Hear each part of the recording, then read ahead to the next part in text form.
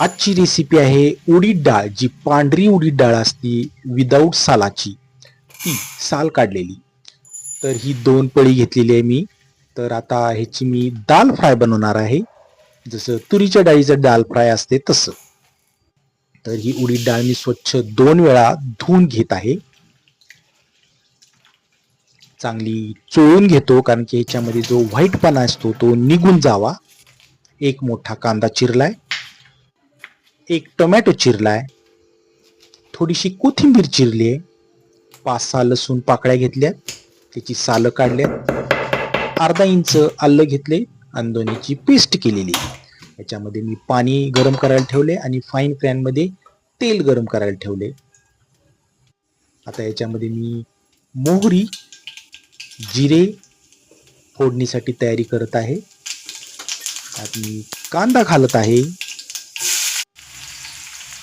आलं लसूणची पेस्ट घातलेली आहे, टोमॅटो घालत आहे आणि चांगलं परतत आहे.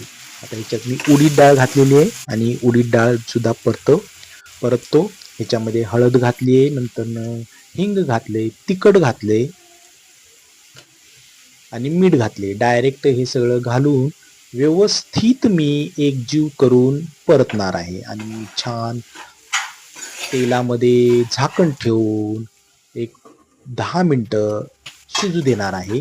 आता हे तेलामध्ये शिजलेलं आहे आणि ह्याच्यामध्ये गरम पाणी मी घालत आहे.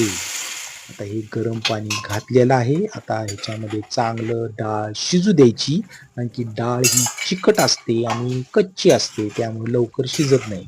तर थोडं एक्स्ट्रा पाणी घालून मी डाळ चांगली शिजवलेली आहे. ह्याच्यामध्ये मी कोथिंबीर पेरत आहे छानपैकी. चला आता आपण कोथिंबीर पेरायला लागलोय. तर ही झालेली आपली उडीद डाळ फ्राय. जसं तुरीची डाळ फ्राय असते तसं. जराशी चिकट लागते खाताना, पण छान लागते चवीला, पौष्टिक असते. ताटाला लावले चपाती आणि भात आणि पाणी घेतले तांब्यामध्ये प्यायला. तर ही बघा किती छान उडीद डाळ फ्राय. चला भाजी घेऊया प्लेटमध्ये काढून. तर ही माझी रेसिपी कशी झाली आहे तुम्ही मला कमेंटमध्ये सांगा. मी चांगली केली का नाही ते पण मला सांगा. तर चला मी आता गरम गरम जेवायला घेतो. मला भूक लागलेली आहे प्रचंड, नेहमीप्रमाणे. तर बोलायसारखी असं काय विषय नसतो, त्यामुळं सगळेजण म्हणतात तू असा का बोलतो, तर मी असाच बोलतो. थँक्यू.